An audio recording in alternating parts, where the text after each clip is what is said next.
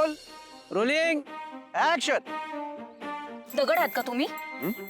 पाजर फुटत नाही तुम्हाला? एवढे मोठे बिझनेसमॅन आहात ना, समजा जग कळतं तुम्हाला, मग माझ्या मनातलं का नाही कळत? थोडा तरी माझ्या मनाचा विचार करा ना. आणि मी तुमच्या आयुष्यात असताना तुम्ही दुसऱ्या कुठल्या मुलीचा विचारच कसा करू शकता? नाही नाही, मला एक सांगा, मी कुठल्या दुसऱ्या पुरुषाचा विचार केला तर आवडेल तुम्हाला? नाही ना आवडणार. आणि कुठल्या बायकोला आवडेल की आपला नवरा दुसऱ्याच कुठल्या तरी मुलीच्या मागं चाललाय? आवडेल? यो समजायचा त्रास होतोय मला. आणि तुम्हाला मला त्रास देऊन काय मिळणार आहे? तुम्हाला नाही का त्रास होणार? मला आधी वाटायचं की तुम्हाला आधी कळेल नंतर कळेल, पण नाही.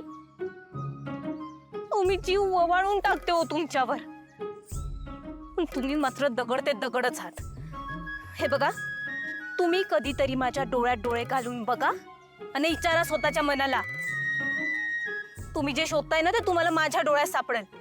पण नाही, तुमच्या डोळ्यांवर पट्टी बांधले ना त्या मुलीनं. अहो, शिरतंय का आता तरी डोक्यात? कट. Mind blowing. बघितलं का? असा सीन करायचा होता. याला म्हणतात अभिनय.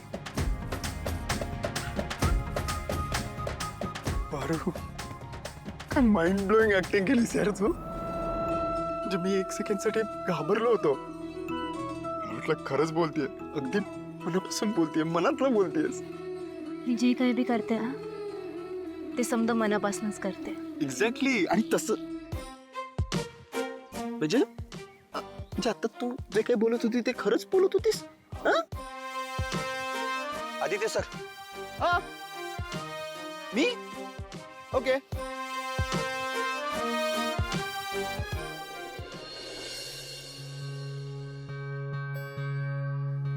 सुमन, तू नेहमी म्हणायचीस पदरी पोरगी म्हणजे जळता निखारा.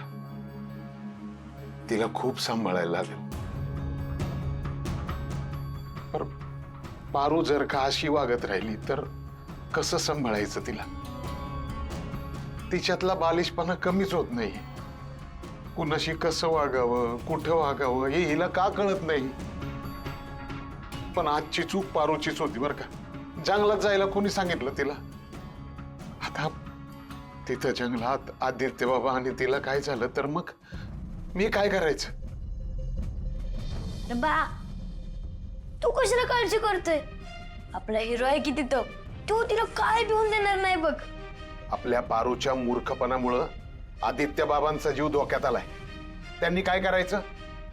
आणि या तुझ्या तायडीमुळं ना माझा जीव कशात आलाय. एकदा आली ना ती की तिचं लग्नच लावून टाकतो. म्हणजे बघ. ताडीचं लग्न कुणाबरोबर? आदित्य सरांबरोबर ना? गणी, तुला किती वेळेला सांगितलं मी, आपण नोकरच नोकर. त्यांच्या पायाजवळ उभं राहायची सुद्धा लायकी नाही आपली. मागे 1-2 वेळेला तू बोलला, मी म्हटलं जाऊ दे, चेष्टेत बोलला असेल. पण परत जर का बोलला ना तर जीभ हासडून हातात देईन सांगून ठेवतोय.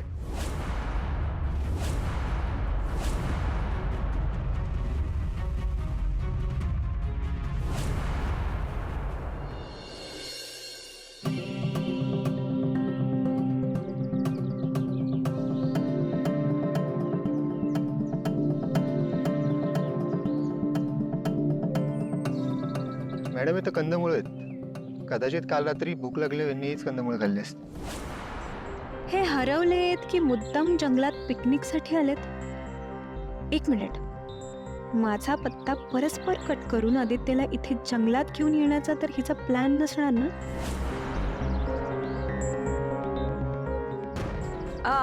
ठीक आहे, आपण पुढे शोधूयात, बघूयात काही सापडतंय का.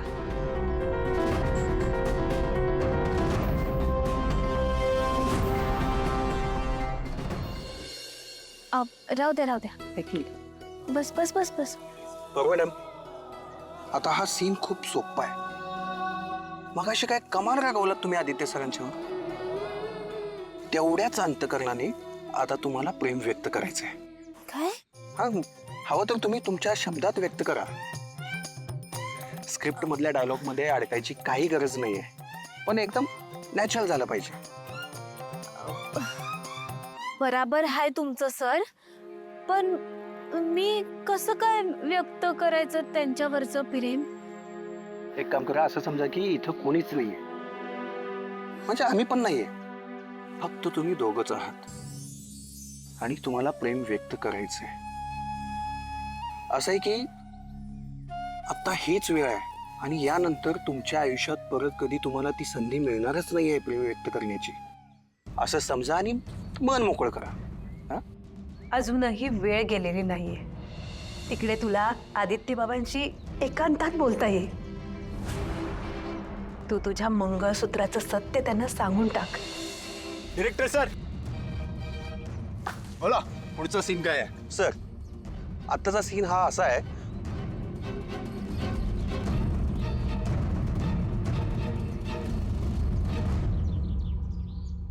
ठीक आहे, आता तुम्ही दोघं आपापसात बोलून घ्या.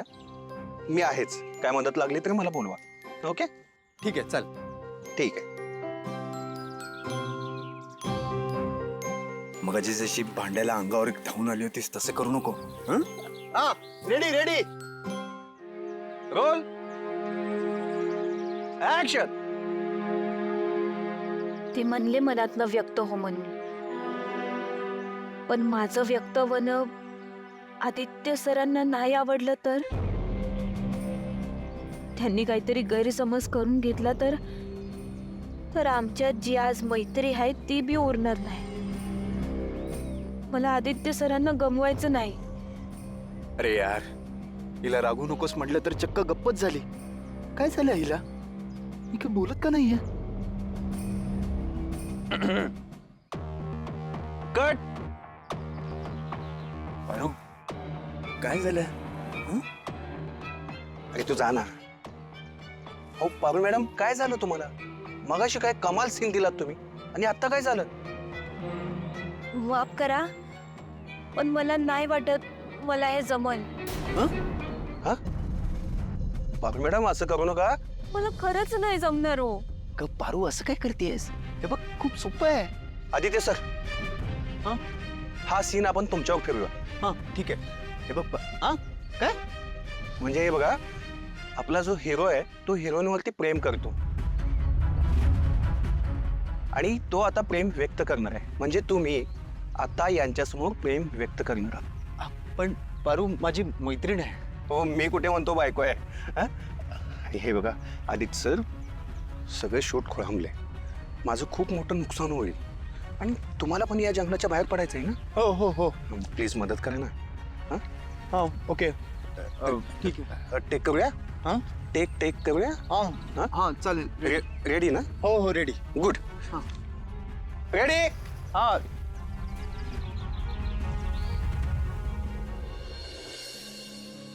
तुम्ही माझ्यावरचं तुमचं प्रेम व्यक्त करण्याआधी मला जरा सावरू द्या. पाय घट्ट जमिनीवर ठेवून उभी राहू द्या. येळेला थोडं थांबू द्या.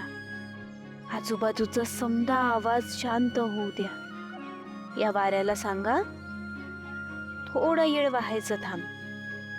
या झाडांना सांगा थोडा येळ तुमची पानांची सळसळ थांबवा. माझे धनी माझ्यावरचं त्यांचं प्रेम व्यक्त करणार आहे.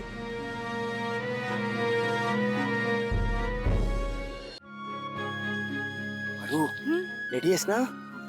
हा मग ते बोलतायत आपल्याला इथं उभं केलंय. ये इकडे. रोल. रोलिंग.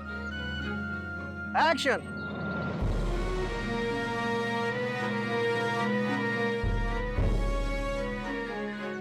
जेव्हा पहिल्यांदा बघितलं होतं ना मी तिला, तेव्हा मला तुझा खूप राग आला होता.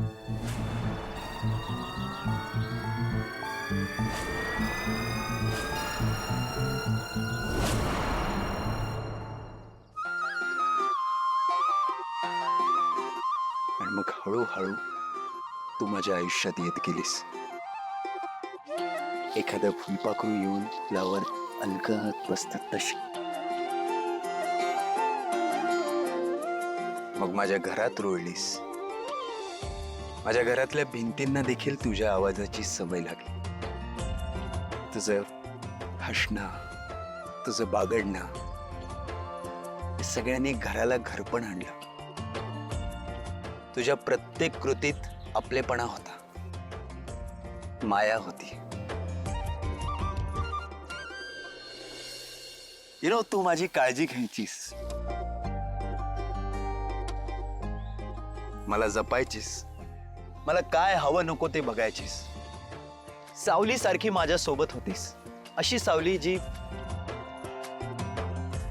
अंधारातही कधी साथ सोडत नाही. आणि मग हळूहळू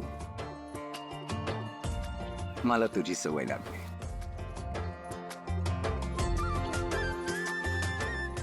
तुझ्या असण्याची,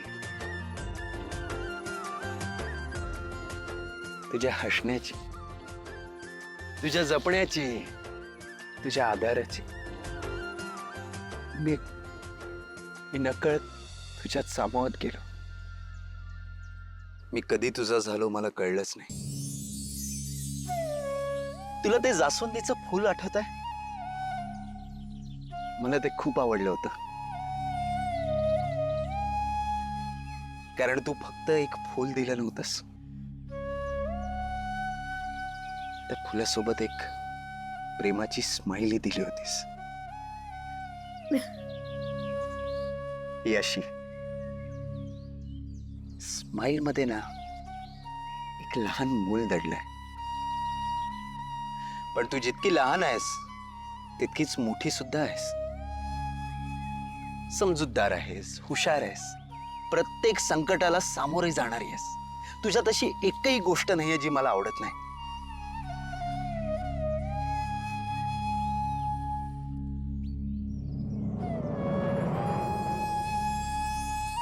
तुझ्याशिवाय आता श्वासही घेऊ शकणार नाही.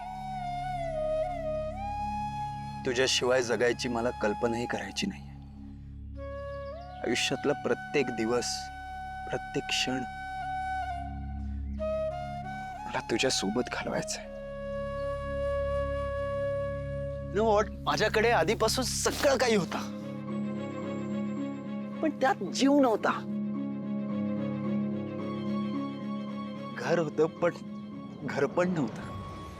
नातेवाईक होते पण जिव्हाळा नव्हता. पैसा होता, प्रेम नव्हता. सुख होता पण आनंद नव्हता. आणि हे सगळं तू दिलंयस. कधी कधी मी स्वतःला तुझ्या समोर खूप छोटं समजतो. आणि म्हणूनच तुझ्या समोर गुडघ्यावर बसून बोलतोय. माझ्या आयुष्यात इतकं काही देणाऱ्या मुलीला मी अजून काय देऊ शकतो?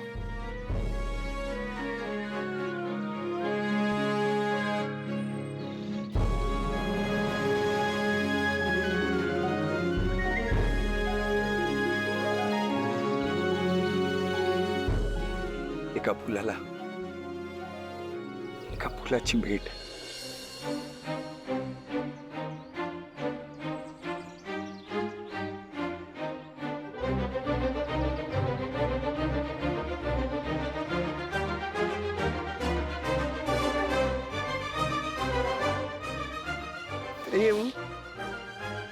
प्रेम आदिम आहे. जगाच्या निर्मितीपासून ते अस्तित्वात आहे असं म्हणतात. पण त्याची जाणीव तेव्हाच होते जेव्हा कोणीतरी स्पेशल व्यक्ती तुमच्या आयुष्यात येतं. मला कधीच वाटलं नव्हतं कोणीतरी इतकं प्रेम घेऊन माझ्या आयुष्यात येईल. आणि आता मला त्या प्रेमाला जपायचं आहे.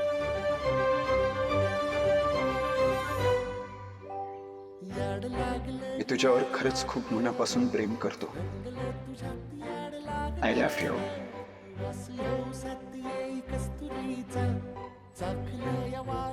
I love you! I love you!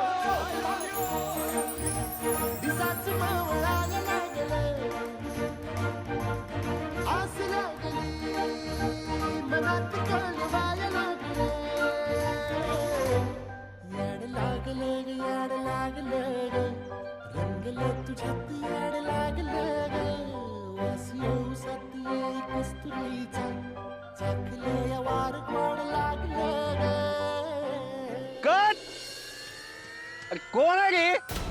हिला बाहेर काढा. नाही नाही नाही sorry sorry sir. Yes sir, मी बघतो. तू ठीक आहेस ना? अनुष्का एक सेकंड इकडे ये ना. अरे इकडे.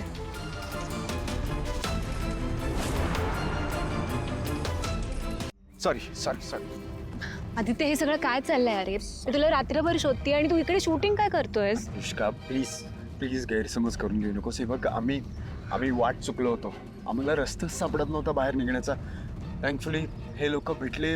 यांनी आम्हाला प्रॉमिस केलं की ते आम्हाला बाहेरपर्यंत सोडतील, म्हणून हे सगळं करावं लागलं. आदित्य, मी तुला रात्री कॉल लावत होते. हो, तुझा फोन रिंग सुद्धा झाला पण तू रिसीव्हच नाही केलास. बरं ते पण ठीक आहे. तुला एवढं पण भान नाही राहिलं. तू तुझा फोन तिकडेच विसरून आला होता. हे बघ. Sorry. I am really sorry. Please. Aditya, काम डाऊन. It's okay.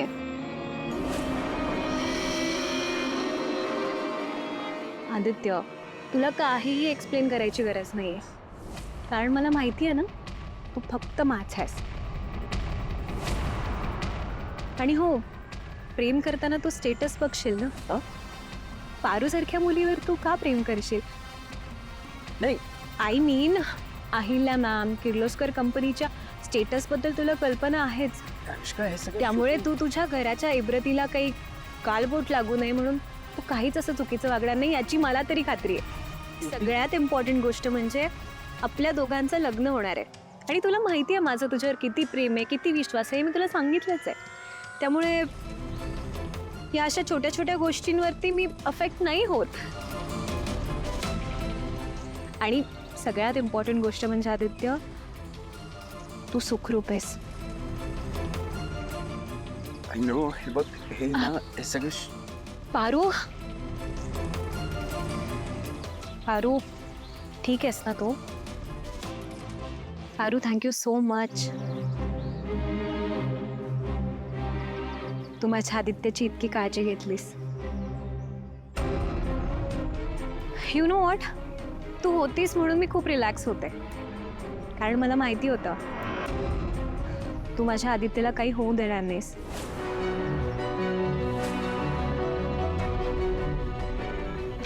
आदित्य, चल ना निघूयात. या चल निघ. बरं चल. आदित्य, अरे ती येईल ना. ये हा पारू, चल.